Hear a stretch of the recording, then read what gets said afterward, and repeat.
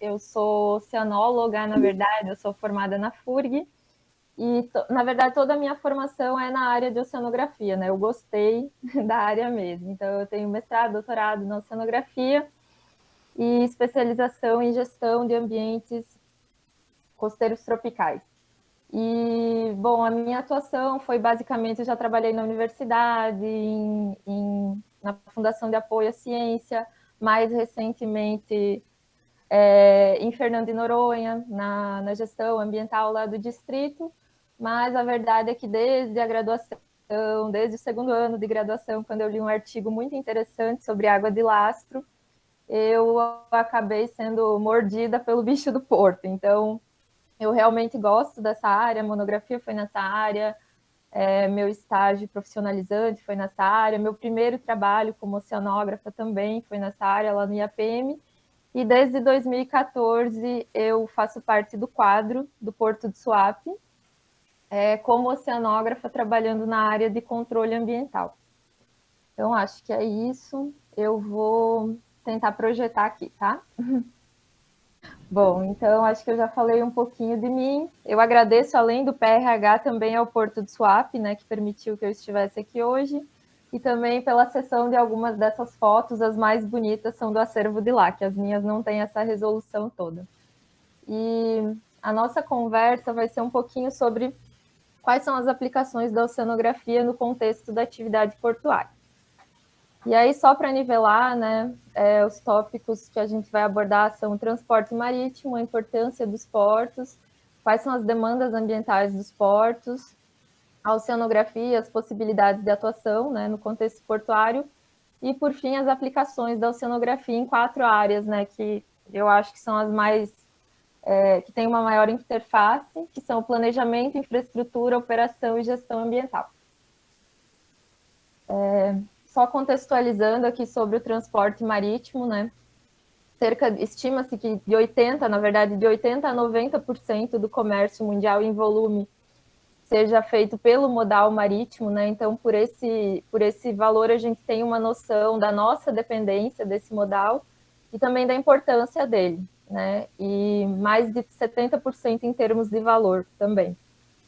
Aí essa figura é um print de um dia qualquer, acho que foi ontem, antes de ontem, daquele site chamado Marine Traffic, né, que ele monitora em tempo quase real as embarcações que são dotadas do sistema AIS. E aí também ele dá uma noção da densidade de embarcações que trafegam o tempo inteiro pelos oceanos, né? E, bom, isso tem alguns porquês, né? Então, o transporte marítimo, ele é multifuncional, ele admite cargas de todos os tamanhos, formatos, modalidades, né? Então, pode-se embarcar carga refrigerada, seca, perigosa, carga viva, veículo, carga a granel, carga embalada, em container, enfim. Admite uma diversidade de cargas. O valor do frete também é relativamente atrativo. A possibilidade de dividir custos, né, numa embarcação, normalmente são vários os interessados naquele frete. A possibilidade de viajar longas distâncias também, a segurança, né, já que é um modal que segue regras bem rigorosas de segurança, né, normas internacionais, e por fim o volume de carga, né, que é bem maior do que, em geral, os demais modais. E aí, só para contextualizar, qual seria a importância dos portos? Os portos são como nós, né, que conectam essas rotas marítimas, porque ao contrário de um transporte rodoviário, por exemplo, em que um caminhão chega em qualquer local e faz a carga e descarga, no modal marítimo existem algumas demandas, né, existem algumas necessidades. Então, os navios eles precisam de uma área abrigada, em geral estrategicamente localizada, né, num local que faça sentido, à beira de um oceano, de um mar, de um lago, de um rio, né, e que seja uma área que permita a atracação de embarcações para carga e descarga de passageiros ou mercadorias, né, que são justamente os portos. E, bom, para que os portos cumpram a sua finalidade, né, que é operar cargas, né, permitir as manobras dos navios, eles requerem algumas demandas, eles têm algumas demandas ambientais. Essas demandas incluem áreas abrigadas, né, de ventos, ondas, correntes, profundidades adequadas também dos corpos d'água, acessos tanto marítimos quanto terrestres, e, em geral, a área retroportuária, né? Porque em algum lugar precisa ser armazenada essa carga que vai embarcar ou que vai vir do transporte aquaviário. Então, normalmente é preciso muito espaço.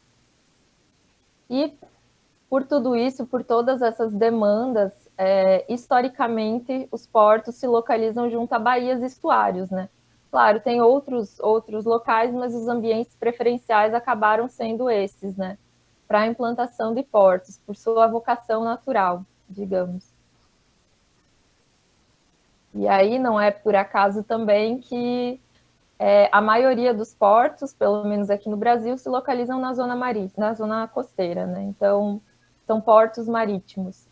Esse aqui é um mapa da ANTAC, que mostra a distribuição dos portos no Brasil, né? De norte a sul, vocês podem ver bem ocupado o litoral, né, por essas instalações. Isso, se eu não me engano, ainda estão faltando os terminais, e os terminais de uso privado não estão ilustrados aqui. Então, só estou falando de portos mesmo. E coincidindo justamente com o que a gente conhece por zona costeira, né, que seria essa interface entre a terra e o mar, de uma forma bem simples, né, bem simples. Depois a gente vai expandir essa definição de zona costeira, mas a princípio seria isso. Bom, e aí, a partir dessa distribuição dos portos, a gente começa a entender um pouquinho da interface entre a oceanografia e a atividade portuária, né? Então, aqui, como eu falei, eu peço desculpas, que eu acho que a maioria é da oceanografia, então eu vou ser repetitiva, mas como eu não sabia quem estaria aqui, eu achei importante colocar o conceito, né? A oceanografia é uma ciência na área de ciências exatas e da Terra, né? E a gente sempre ouve falar isso, né? É uma ciência multi, inter e transdisciplinar, porque ela requer que a gente entenda as disciplinas de forma básica, né? Biologia, física, geologia, matemática, química, e depois também tenha uma compreensão mais integrada dessas disciplinas para entender o funcionamento da zona costeira, de oceanos, ilhas e costas, né? E aí essa definição eu acho bem interessante, ela vem da Oceano, que ela fala que o profissional oceanógrafo, mesmo quando atua numa área específica, tem uma formação abrangente que lhe confere uma capacidade de compreender processos naturais e resolver problemas complexos. E eu acho que é exatamente isso, né? A Oceano ela é como uma caixinha de ferramenta que nos dá a possibilidade de entender melhor o funcionamento de oceanos, ilhas e costas, e diante de um problema ter algumas possíveis soluções, né? Acho que é bem versátil nesse sentido. E problemas é o que não falta na área portuária para um oceanógrafo resolver. Vocês vão ver já já. Bom, e aí aqui algumas possibilidades de atuação do oceanógrafo junto na área portuária, né? Então eu coloquei aqui, em primeiro lugar, na gestão portuária, porque é onde eu atuo, né? Então a gente pode fazer parte das equipes técnicas junto a autoridades portuárias ou a terminais. Mas não é só essa opção, né? Existe a opção de tratar do tema portos em universidades, né, na pesquisa, em institutos de pesquisa. Então, como exemplos aqui, eu cito a FURG. Atualmente eu não tenho acompanhado, mas quando eu me formei lá, tinha uma linha de pesquisa em gestão ambiental portuária. Né?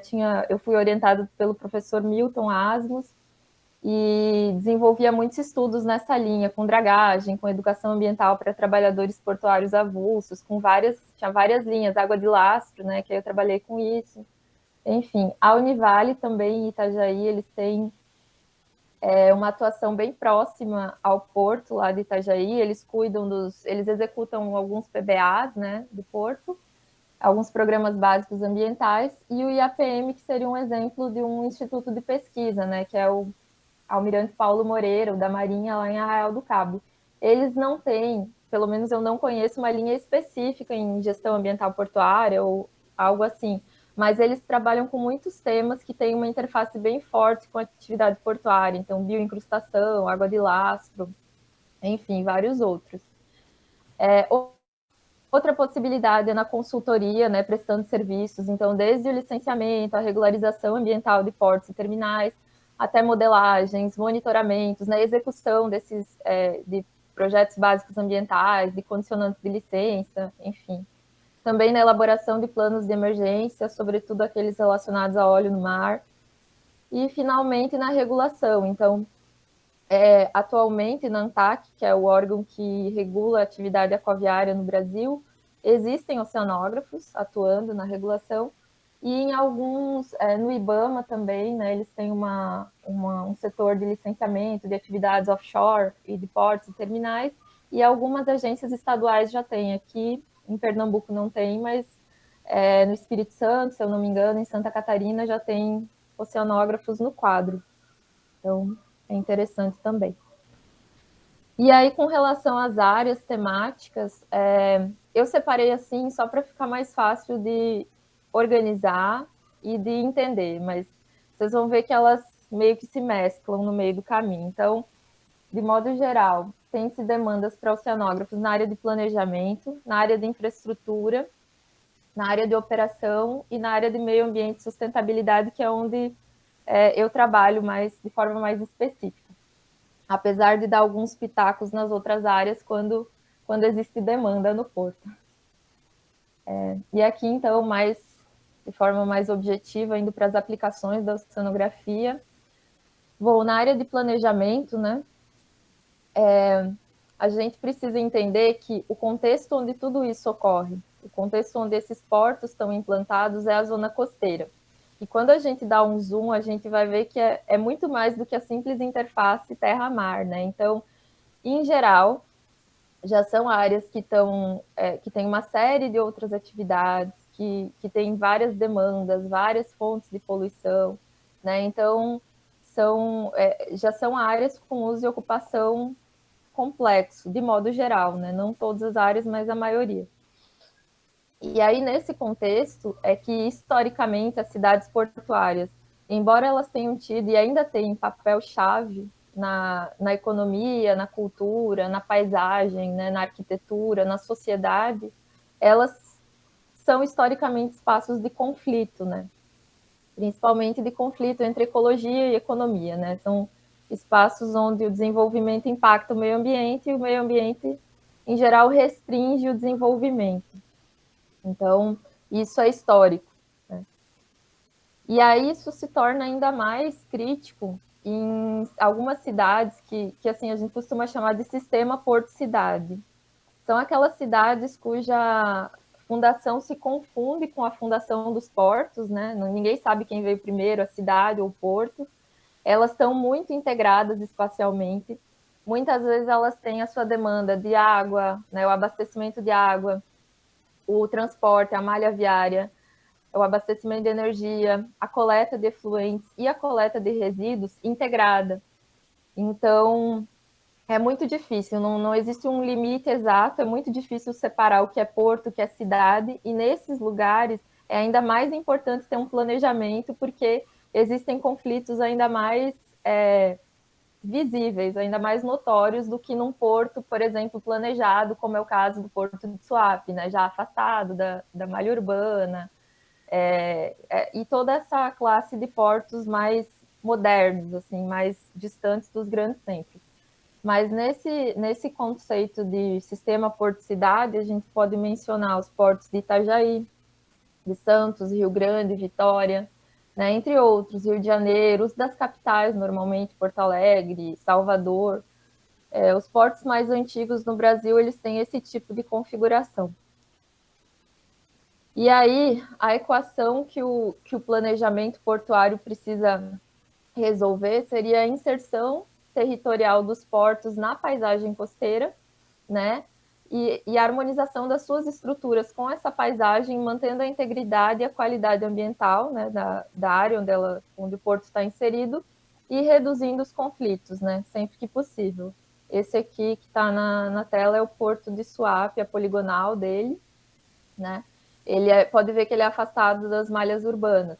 Não significa que não tenha seus conflitos, né? Tem, todo porto eu acredito que tenha. E aí, nesse contexto do planejamento, existem alguns instrumentos interessantes, né, para inserir a atividade portuária no âmbito do gerenciamento costeiro.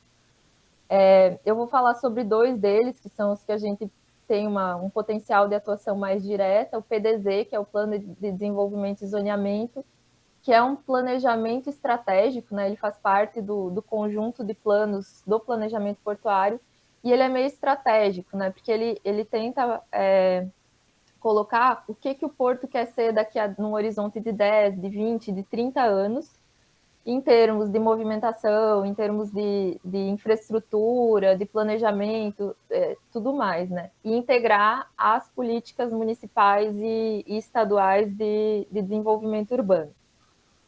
E a agenda ambiental, que também é um instrumento bem interessante de planejamento.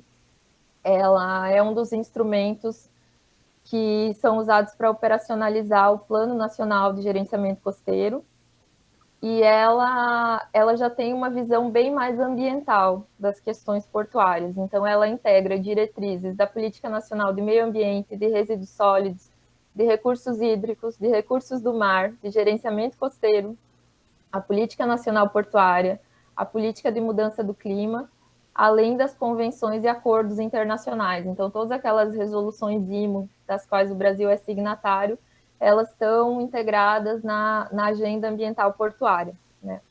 Ela é um instrumento de planejamento, mas com uma visão bem mais ambiental, digamos. Aqui tem alguns exemplos delas, em geral elas ficam disponíveis nos sites das autoridades portuárias. Aqui tem a de Suape, Paranaguá e Antonina, Santos e EMAP, Porto do Itaqui. Elas são fáceis de baixar e de consultar.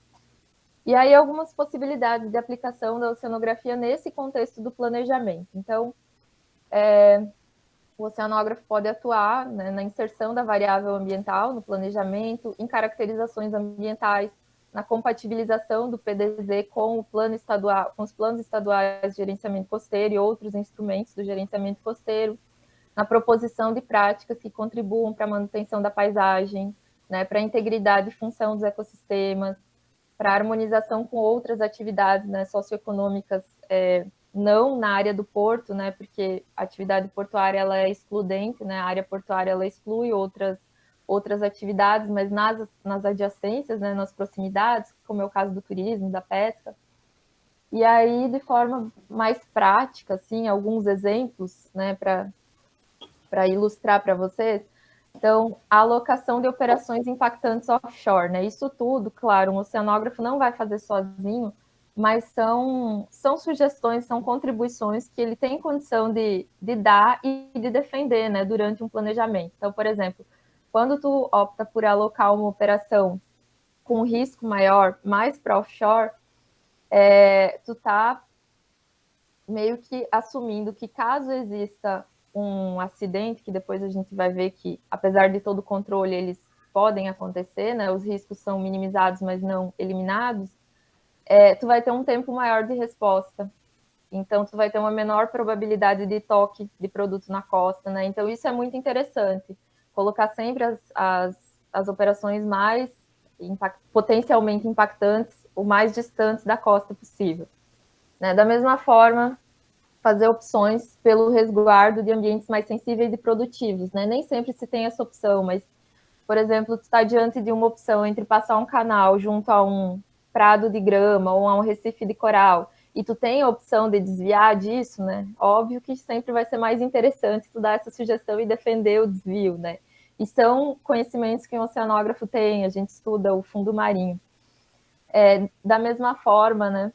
A definição de áreas com maior vocação ambiental para botaforas, por exemplo, botafora é onde são poligonais e são licenciadas para receber o resíduo da dragagem. Claro, não sempre, quando ele pode ser depositado em área oceânica, né? Então, a gente nunca vai escolher uma área super rica, né, com uma diversidade vasta, uma área muito produtiva, né? Sempre vai procurar a área mais deserta, digamos assim, né? Para fazer um uso desse. Na restauração ambiental de áreas costeiras e marinhas também é uma atuação importante, na predição da necessidade de dragagens, né? já que a gente estuda também padrões de assoreamento, padrões de erosão, na otimização dos sistemas de drenagem pluvial de um porto, na coleta e no tratamento de efluente. Então, tem uma série de possibilidades de atuação do oceanógrafo nessa área do planejamento portuário. Ainda um pouquinho aqui para outra área de infraestrutura, na verdade, só aumentando a complexidade do problema, né? Quando, além de ser uma área com uma complexidade grande de usos, a zona costeira, por si só, ela já é complexa e dinâmica, né? Então, o próprio espaço é variável, porque está sempre sob influência das várias forçantes, né? Ondas, marés, ventos, correntes. Então, nem sempre é fácil, nesse contexto, manter aquelas estruturas das quais a gente falou antes, né? O abrigo, a profundidade, né? Que são necessárias à segurança das manobras e das operações. E aí a isso se soma a demanda crescente, né? As embarcações estão sempre crescendo, né? Então tem essa questão também. E aí muitas vezes é necessário fazer algum tipo de intervenção na costa para conseguir alcançar essas condições que um porto precisa. Aí alguns exemplos aqui, construção de estruturas de abrigo, né? São moles usados para proteger a área portuária da energia de ondas e correntes. Aqui em cima o porto de Imbituba, Santa Catarina. Aqui o porto de Suape. Pecém, né, o mesmo caso, Pecém fica no Ceará. Aqui outro exemplo, né, muitas vezes o problema não é criar uma área de abrigo, muitas vezes é fixar um canal, né, às vezes o que é difícil é manter fixo um canal de acesso. Já que essas desembocaduras são áreas naturalmente muito dinâmicas, né? Então, aí, eventualmente, é necessário construir moles, né? Aqui em cima é o caso do Porto de Itajaí, e aqui o Porto de Rio Grande, né? Os moles da barra fixando a barra da Laguna dos Patos. Bom, muitas vezes a questão não é nem canal de acesso, nem manutenção de fixação de canal de acesso, nem abrigo, né? Muitas vezes existem pedras no meio do caminho, literalmente, né? E aí, às vezes, é necessário fazer uma obra chamada derrocagem, né? Então, essa aqui é a entrada do Porto de Vitória, né? Ele é um porto bem conhecido por ter um canal muito difícil, né? Ele é sinuoso, é estreito, ele é cheio de rochas no fundo, né? Então, eventualmente é necessário fazer algum tipo de intervenção dessa natureza lá. Aqui o caso de Suape também, onde foi necessária a abertura dos recifes, né, para implantação do porto, também um caso de derrocagem.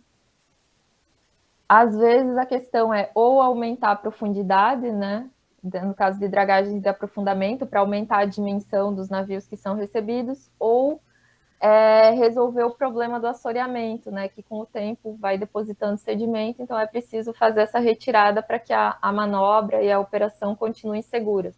Né, e aí entram as dragagens de aprofundamento ou de manutenção. Esse aqui é um exemplo lá do Porto de Paranaguá.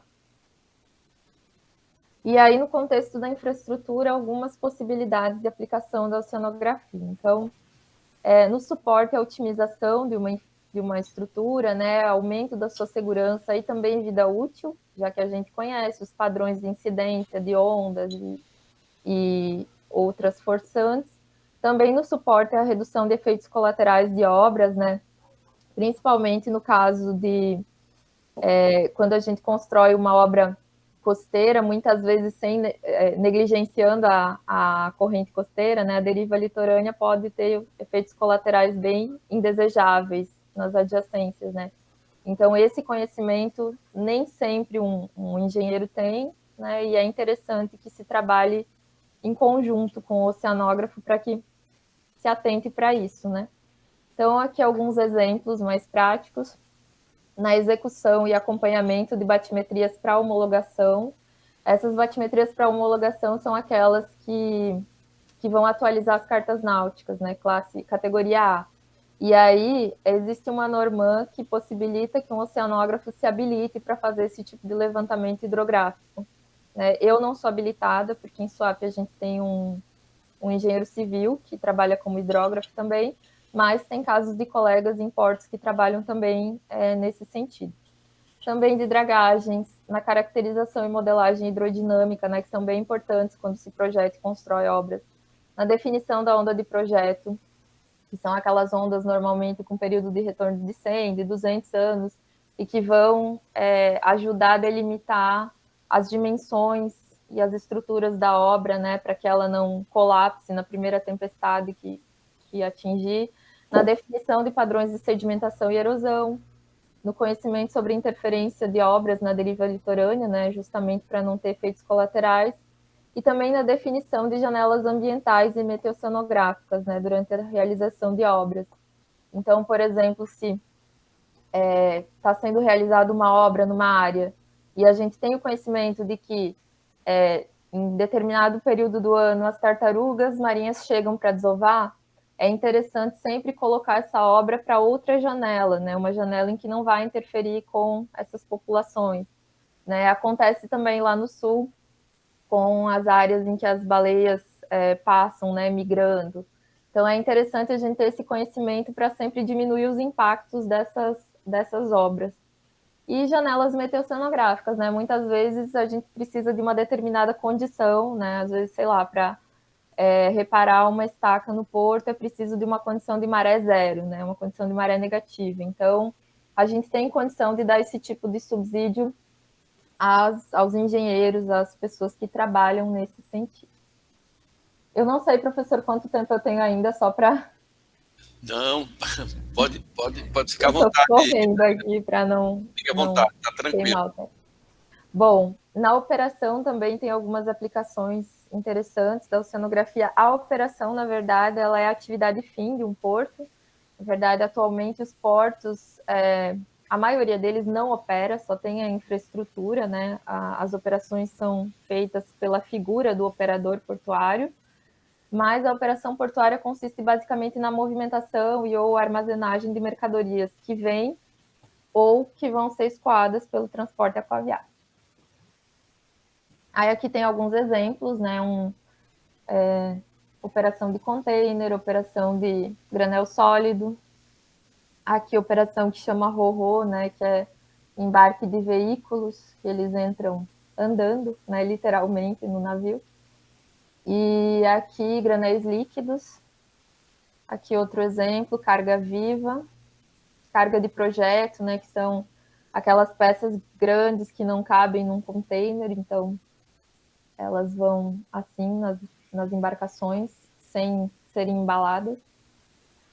E aí, por que é importante que a gente atente para essas questões operacionais? Porque existe uma lei, a Lei Federal 12.815, que é chamada de Nova Lei dos Portos, e ela fala que, ainda que os portos não operem, eles têm algumas competências, né? A autoridade portuária tem algumas competências. Entre elas, fiscalizar a operação portuária e zelar pela realização dessas atividades com regularidade, eficiência, segurança e respeito ao meio ambiente. Então, nesse contexto, tem algumas possibilidades de atuação do oceanógrafo. Né? Então, suporte à conformidade, né, atendimento às normas e restrições, subsídios à segurança da operação, otimização da infraestrutura portuária, suporte à melhoria operacional. São alguns dos exemplos. E aí, de forma mais ilustrativa, né, o que a gente pode fazer num porto de útil relacionado à operação? O monitoramento meteoceanográfico em tempo real, né, lá em Suape a gente tem desde 2016, e emissão de alertas quanto aos parâmetros operacionais. Desculpem. Parâmetros operacionais é o seguinte, a gente chama de NPCP, Normas e Procedimentos da Capitania dos Portos. As capitanias, elas definem quais são os limites, quais são as restrições às operações em cada um dos portos. Então, por exemplo, em Suape a gente tem restrição relacionada a vento. Né? Quando o vento atinge 25 nós, para operação, quando o vento atinge 20 nós, não pode operar aqueles navios RoRo, né? Por questões de segurança. Então, é interessante que a gente tenha esse monitoramento para saber quando são extrapolados esses limites para fazer essa gestão. Em Noronha, por exemplo, os limites operacionais estão relacionados à entrada do swell. Então, também um oceanógrafo tem total condição de fazer essa previsão e de fazer o planejamento de quando o porto vai precisar fechar, quando vai ter uma interrupção por conta dessas condições, por exemplo. Bom, outra aplicação seria no suporte para o uso do calado dinâmico. Isso é uma coisa, assim, bastante recente aqui no Brasil. É quando tu faz uso da coluna d'água, né, do nível d'água, para ampliar o teu calado, né? Então, muitas vezes isso resulta na otimização da infraestrutura que já está construída, né, no aumento da segurança da navegação e também ajuda a evitar dragagens desnecessárias, né? Mas para isso é preciso conhecer em tempo real as condições meteocenográficas. Então, mais uma vez, a importância de fazer esse tipo de serviço para o qual os oceanógrafos são aptos. Também na elaboração de POPs, né, procedimentos operacionais padrão para reduzir perdas operacionais. E aqui eu coloco operacionais assim entre muitas e muitas aspas, porque eu não gosto dessa palavra, né? A gente lá trabalha sem gostar dessa palavra, porque a gente acredita que operacional seja operação limpa e mar limpo, né? Então a gente não pode tratar nada como operacional.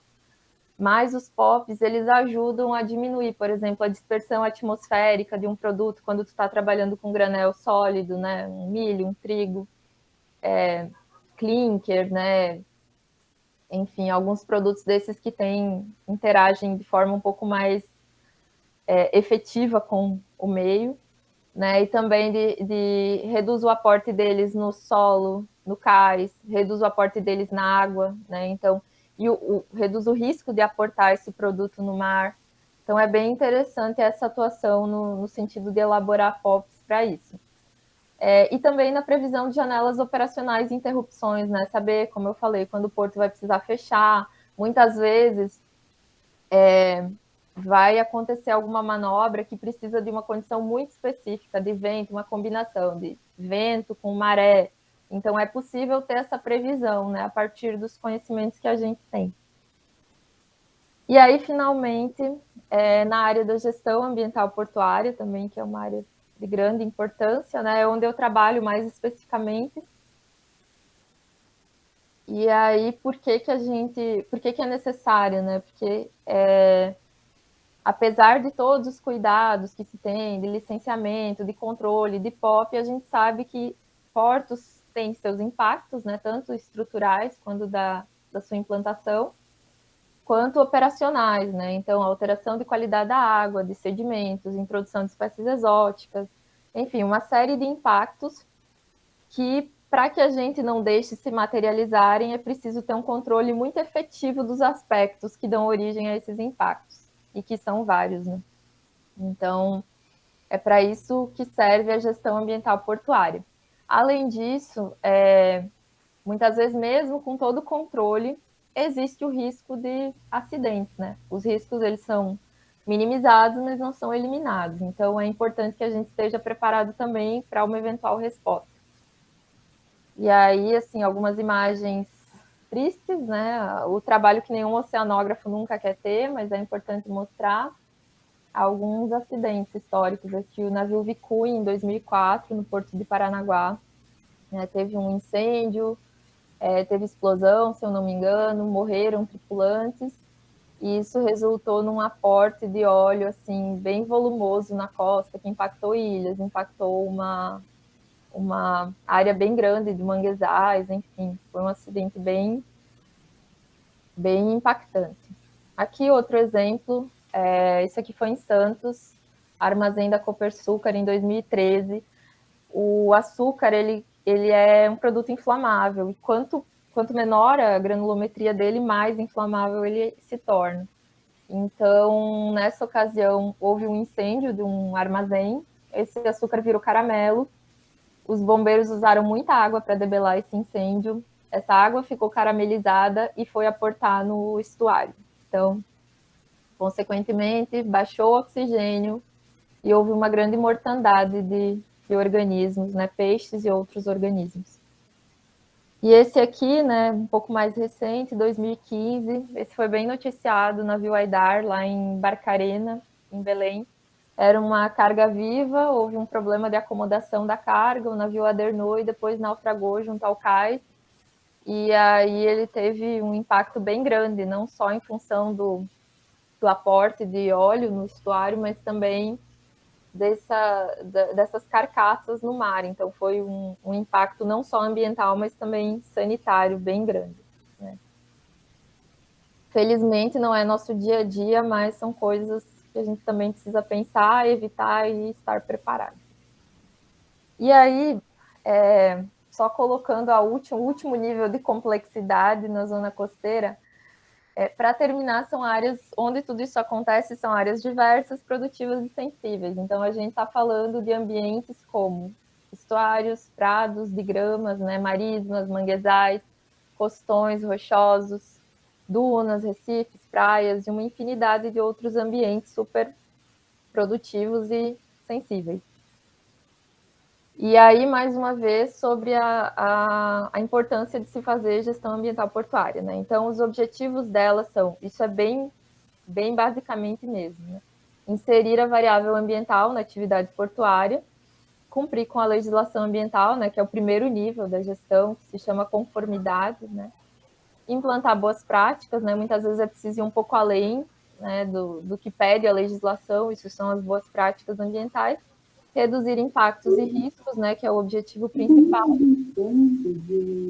e promover a certificação ambiental, né, quando possível, que acho que é o sonho, né, o que todos os portos almejam. E, bom, aí, vocês me ouvem? Sim. Ah, tá. Existem algumas exigências comuns para o licenciamento ambiental e para a regularização e, consequentemente, para a gestão ambiental portuária. E essas exigências incluem, só para ter uma ideia de quais são as demandas nessa área. Então, gerenciamento de resíduos sólidos, gerenciamento de riscos de poluição, educação ambiental, né, capacitação e treinamento, planos de emergência, né? No caso, o PEI, o Plano de Emergência Individual, é o que trata especificamente de óleos e derivados no mar, em ambientes aquáticos, emissões atmosféricas, efluentes líquidos, auditoria ambiental também, que é uma obrigação legal, a cada 2 anos os portos têm que passar. Outros planos de segurança, né, que incluem PCE, PPRA, plano de ajuda mútua, que não só estão ligados a questões ambientais, mas também de integridade das pessoas, do patrimônio, planos de recuperação de áreas degradadas, né, degradadas quando necessário, gerenciamento de resíduos de dragagem e monitoramento ambiental. Bom, e na prática, a gestão ambiental, uma gestão ambiental portuária eficiente se traduz em menos acidentes, menos impactos, menos perdas operacionais, com muitas aspas, menos conflitos socioambientais, menor custo de gestão, uma qualidade ambiental maior da região, conformidade legal, né, cumprir a legislação, na valorização do ambiente portuário também, num compromisso com a sociedade, já que os portos se apropriam de áreas bem importantes, né, para todos, e melhorias em rankings, avaliações, auditorias, né, até certificação, ou seja, só existem vantagens em se fazer uma boa gestão ambiental portuária. E aí, só para dar uma noção de em que pé a gente está, esse senhor idoso é o Porto Médio brasileiro, né, que a maioria dele surgiu muito antes da legislação que trata de licenciamento ambiental, e justamente por isso, né, também por isso, durante muito tempo, um porto foi visto como uma zona de sacrifício, né, e como uma área degradada, do ponto de vista ambiental, do ponto de vista social, humano, enfim. E aí, com o advento da regularização, que foi o processo pelo qual os portos passaram para ter acesso a uma licença de operação, houve uma evolução muito grande nesse sentido, na gestão ambiental portuária, né, e nas práticas ambientais. E aí se passou a atender requisitos legais, e atualmente a gente está caminhando para o que está sendo superado já, né? E, em geral, os portos já estão caminhando para outro nível de sofisticação de gestão ambiental, que seria a incorporação da questão ambiental ao negócio, né? Entendendo que é bom, né, adotar boas práticas, é bom ser ambientalmente conforme, né, e ir até além da legislação e valorizar o ambiente no qual está inserido, né? Então, esperamos que continue evoluindo. E aí a gente nota que isso é uma tendência global, né? Globalmente, os portos têm cada vez mais interesse nos seus impactos.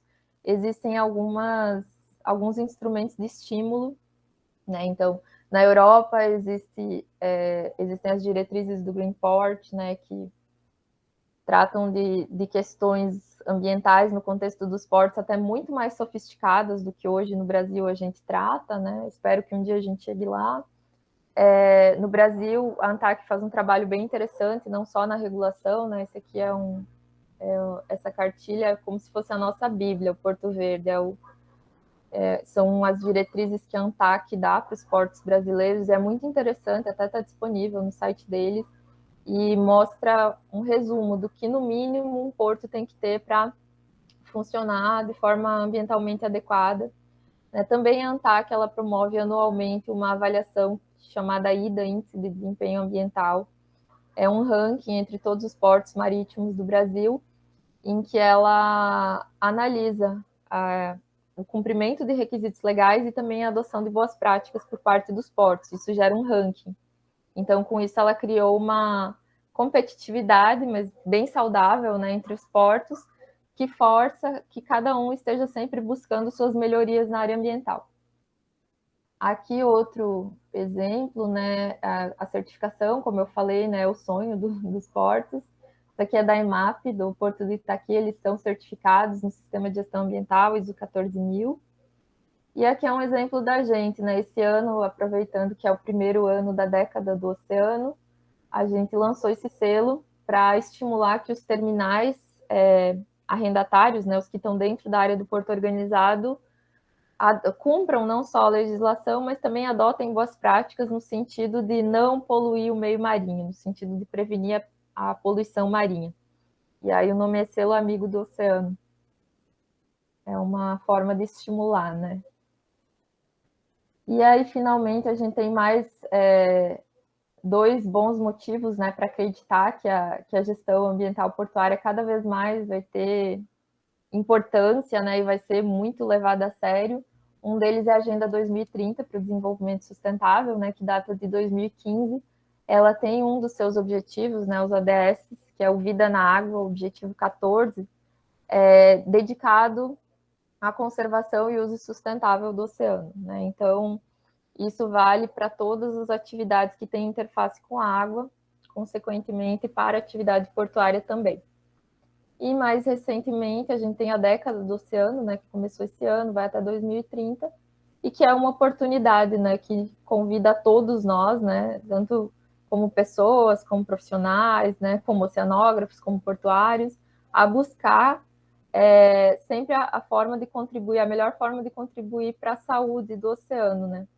Então, a gente está sempre pensando em formas de melhorar os processos, de torná-los menos impactantes, menos arriscados, enfim. E aí, esse é o último slide. Falando um pouquinho sobre a atuação do oceanógrafo nessa área de gestão ambiental portuária, né? Embora ela seja meio que autoexplicativa, né? Por tudo isso que a gente falou aqui, já dá para entender um pouquinho de qual seria a atuação, mas eu não listei como nos outros, porque nesse caso a gente teve a felicidade de ser lembrado, né? Eu sempre brinco que ninguém precisa de um oceanógrafo, mas dessa vez lembraram da gente. A ANTAC, quando ela sugere quem vai fazer, né? Então tá, a gestão ambiental ela tem uma série de tarefas, né? Uma série de coisas a serem feitas. E quem faz isso?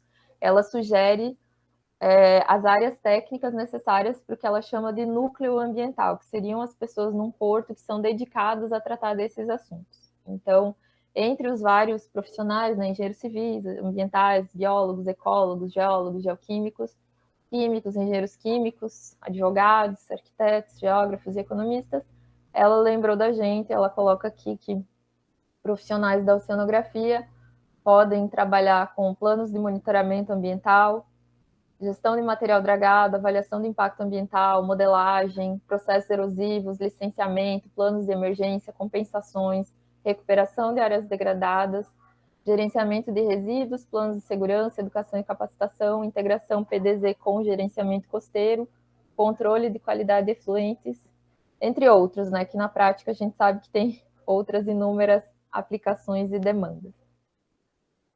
Não sei, espero ter cumprido o tempo. É isso, muito obrigada mais uma vez, e eu estou à disposição caso tenham dúvidas. Oi, Dani. Contribuições.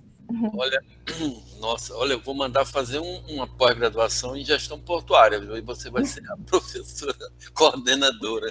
Olha, eu sempre achei que faltava isso na graduação. Acho que os portos são muito distantes. Que coisa linda a sua apresentação, Dani.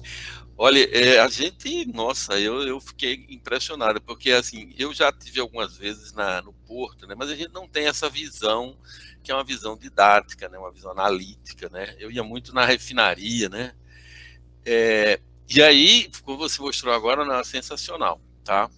E nós também temos alguma coisa para perguntar para você, né, então eu vou abrir aqui a plateia, né, e Eduardo, que talvez tenha mais coisa para perguntar, mas também tem muita coisa que a gente pode conversar. Pessoal, então está aberto para perguntas para a Dani aí. Excelente. Olha aí, já tem umas mãozinhas aí, vamos lá. Podem abrir o microfone se quiserem, viu? Oi, sim, obrigado pela palestra, Daniele. Pois é, Paulo, é um assunto que pode gerar muitas discussões, né? Muita conversa. Vale, Muito né? bacana aqui. Daniele, você falou que atuou já em Fernando de Noronha, né? Eu não sei se você estava em 2019 aqui no Isuape, quando ocorreu aquele derramamento de óleo que atingiu aqui o Nordeste. Eu acho que atingiu o Ipojuca, mas não sei se chegou o petróleo na área do Porto Suape, né? Você sabe se como foi a atuação da gerência ambiental durante essa época, se teve que acionar algum plano de contingência, plano área, alguma coisa emergencial. E caso você estivesse aqui como oceanógrafo, o que poderia fazer no caso, né? Atingiu o Porto de Suape, teve que se mover nessa época? Oi, Eduardo, obrigada pela pergunta. Na verdade, eu não estava, eu estava em Noronha nessa época, e apesar de todos os indícios, as correntes apontarem que não chegaria lá, como ninguém sabia de onde estava vindo, a gente estava lá também, super se mobilizando, comprando material, treinando as pessoas com que a gente tinha, né, para caso chegasse alguma coisa lá. Eu acompanhei de forma bem distante, né, a atuação aqui do Porto, mas eu sei que chegou sim na área. Em alguns dias, quando eu fui como voluntária, quando eu estava aqui no continente, eu fui até como voluntária para a Praia de Suape, para as adjacências lá do Porto. E num caso como esse, assim, porque os planos de contingência, né, no caso o PEI, né, o plano de área, que é uma esfera um pouquinho maior do que o PEI, que é para quando é um plano necessário em áreas que congregam vários portos ou vários terminais numa mesma área geográfica, mas basicamente o intuito é o mesmo, é proteger a costa do aporte de óleo e derivados. Eles não são acionados nessas... o PEI, ele nunca é acionado nessas circunstâncias, tá? Porque o PEI, ele é específico para os riscos do terminal. Então, por exemplo, aí em Suape a gente tem vários terminais, cada um deles tem o seu PEI. Então, se o terminal A aportou óleo, ele vai responder com os recursos dele. Se o terminal B aportou óleo, ele vai acionar o plano dele. No caso dele não se mobilizar, o porto aciona e resolve, né? Porque quando a gente tem uma questão ambiental assim, principalmente aporte de produto na água, primeiro tu repara o dano e depois tu discute a culpa, resolve as contas, né? Enfim, porque tem maré rolando, tem vida em jogo, né? Então, mas não foi acionado por isso, porque eles são acionados quando se conhece a causa e ela está relacionada à atividade do porto ou do terminal. Mas, como foi uma época em que faltou muito recurso, né? Não é fácil conseguir barreira de contenção, né? Mesmo querendo. Não é tipo, eu vou ali e compro. Barreira absorvente, a mesma coisa, recolhedores, e não é todo mundo que sabe operar Então, o Porto ele tem um contrato bem grande, né, para atender ao PEI dele, e na ocasião o governo solicitou que o Porto cedesse tanto material quanto recursos humanos, né? Então, houve sim a atuação do Porto, embora não tenha tido o acionamento do plano de emergência individual. Não sei se eu respondi. Obrigado, Dani. Excelente. Francisco pode falar, Francisco. Oi, Daniel, tudo bem? Olá. Não sei se você lembra de mim da palestra de Roberto, né? Tudo bom? Então, primeiro parabenizar pela apresentação, foi realmente excelente, foi didática, como o Paulo falou. Realmente falta essa vivência assim para a academia, essa vivência de Porto que você tem, que traz uma visão assim completamente diferente.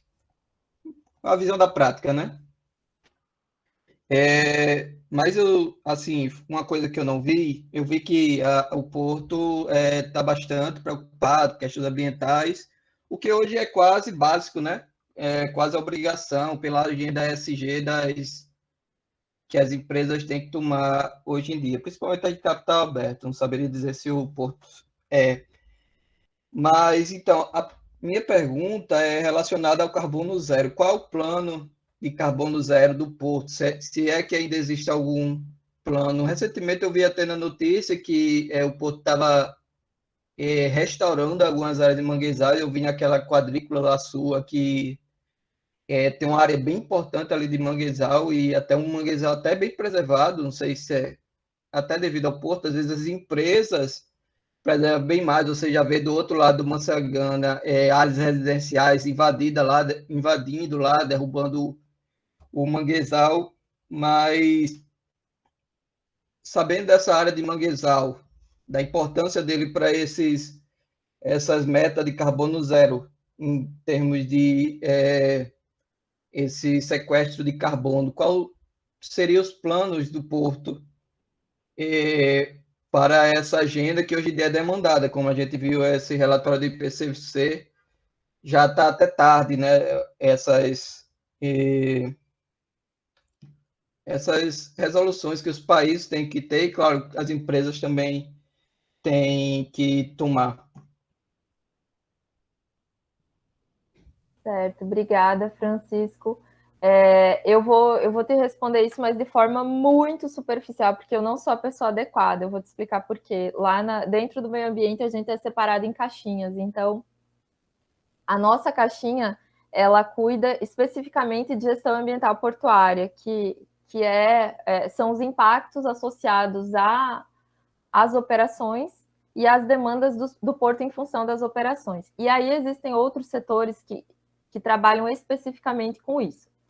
Mas dentro do que, né, eu conheço do trabalho desse outro setor, então eu não trabalho diretamente nisso, existe um programa de reflorestamento, né, estão fazendo restauração de manguezal por meio da restauração dos padrões hidrodinâmicos, né, até foi tentado por meio do plantio, mas é bem complicado, é bem difícil, né, tem poucos casos bem-sucedidos, né, que a gente conhece de plantio que funcionou, mas os casos em que a questão é a restauração do fluxo hídrico, eles estão conseguindo ter sucesso nessa restauração. Então, está se trabalhando a restauração de manguezais e tem algumas outras iniciativas, então, que até são estimuladas pelo próprio IDA, né, o Índice de Desempenho Ambiental que eu falei, que são o uso de energias renováveis, né, energias limpas, renováveis, e também, agora, isso é bem recente, esse ano, foi estabelecida um estímulo, né, financeiro às embarcações que têm níveis baixos de emissões, né, de poluentes. Então, existe sim essa preocupação, eu só não sou a pessoa mais adequada para te falar, né? A gente tem algumas pessoas lá que trabalham diretamente nessa área. Tá, mas é uma preocupação e está na agenda. Obrigado, Dani. Imagina. Desculpe, Daniele. Não, pode chamar de Dani. Só dando um adendo, só para Eduardo, só para ajudar mesmo, o Massagana teve uma entrada lá do óleo que Teve uma área lá que tocou o óleo, o professor Roberto já tem o ponto e a gente também vai fazer até um testemunho lá para calcular também o fluxo de carbono e alguma interferência que tenha desse óleo que entrou no estuário, que eu estou dizendo, né? Entrou no estuário. Mas, Foi obrigado, verdade. foi uma excelente apresentação. Obrigada.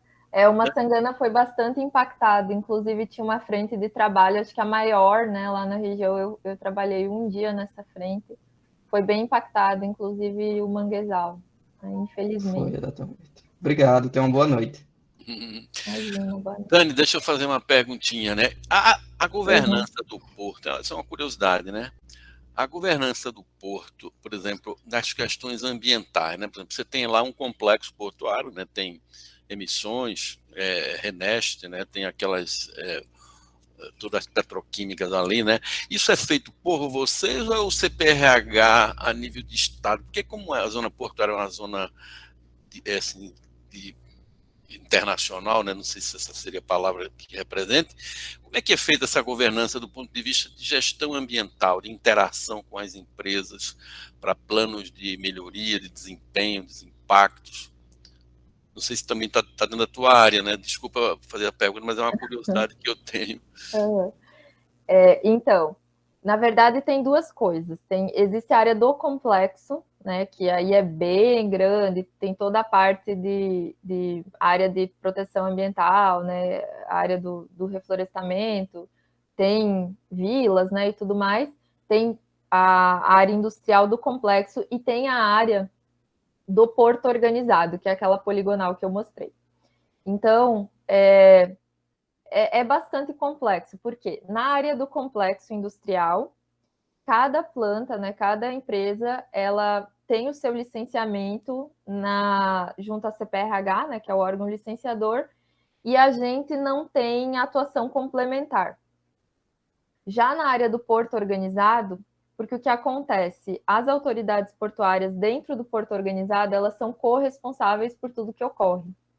Então, na área do porto organizado, aí sim, embora cada terminal, cada instalação lá também tenha o seu processo de licenciamento independente pela CPRH, a gente atua de forma complementar. Então, por exemplo, existem, não são brechas, né, mas existem aspectos da atividade que a legislação hoje não alcança. Então, o que a gente faz? Quando a gente observa isso, a gente cria instruções normativas de caráter ambiental. Então, lá no site tem a aba publicações, a gente tem uma série de instruções normativas para prevenir a introdução de espécie exótica, para diminuir o aporte de fuligem na atmosfera, né, para evitar, na verdade, para não permitir limpeza, manutenção e pintura de embarcações, e também algumas que se aplicam aos terminais. E aí, além dessa normatização suplementar, né, que a gente faz na área do porto organizado, porque lá dentro tudo que ocorre em termos de meio ambiente a gente tem corresponsabilidade, também a gente faz essa parte de estímulo à boa prática, como eu falei, por meio do selo, por exemplo. Bacana. Eu respondi. Não, ótimo, excelente. Só mais uma pergunta. Eu sei que a RENEST, nós participamos pela universidade, né, de análise de risco lá da refinaria, né? E das grandes incógnitas que nós tínhamos era a exportação do coque, né? Qual o impacto, você falou em fuligem aí, né? Estão exportando o coque por ali, não, pelo terminal? Foram feitas 2 operações esse ano, mas só uma delas foi de... eu não estou enganada, uma foi de descarga e uma foi de carga. Sim, e aí o coque é um dos produtos que, assim, é toda uma mobilização, tem um POP bem mais complexo que os demais produtos, porque realmente ele é um produto de difícil controle, né? Ele dispersa na atmosfera, se não for muito controlado, né? Então, o caminhão que sai ou que chega tem que estar completamente enlonado, ele tem que andar a uma velocidade máxima tal para não dispersar na atmosfera. Tem constantemente varrição do cais, né? Porque tudo que fica no cais vai aportar na água, né? É só uma questão de tempo, cronológico e meteorológico. Então, a ordem é se trabalhar com cais limpo. E aí tem operações que é muito fácil fazer isso, né? Todas essas operações de granéis líquidos, né? Elas são muito mecanizadas. Container também é muito fácil, são operações bem limpas. Carro, mas tem essas operações que são mais difíceis, granel sólido, por exemplo, né? E o coque é um deles. Então, tem todo um controle de varrição constante. Enquanto tem a operação, tem alguém varrendo o tempo inteiro. E aí, antes de varrer, dispersa a água também para não levantar mais a poeira, enfim. É todo um controle para esse tipo de operação. Que bom, bem né? complexo. Agora é um pedido, né? Me diga uma coisa, visitas lá, eu me lembro que, tirando aí a pandemia, né, é possível fazer visitas lá, né, no Porto, levar os alunos nossos para eles conhecerem? Sim, é super possível. Eu vivia chamando o pessoal da oceanografia, porque eu acho que um porto é um excelente lugar para oceanógrafo. E eu não sei agora dizer como está em função da pandemia, mas normalmente eu posso até me informar e te dar esse retorno. Mas, em geral, tem um programa de visita, sim. E aí tem uma visita padrão, né, que aí leva em todas as áreas do porto, mostra algumas atividades, e tem também visitas direcionadas. Então, se disser qual é o interesse, às vezes vai um pessoal de logística, então já direciona mais para terminal, para operação. Se vai alguém de meio ambiente, dependendo, vai para o viveiro, vai para educação ambiental. Se falar que é oceanografia, a gente leva para as áreas mais para a beira d'água, né? Enfim. Yes, cara. Muito bom. Dani, muito obrigado, viu? Nossa, Imagina, eu que agradeço. esperar aí essa pandemia e ficar aguardando o contato.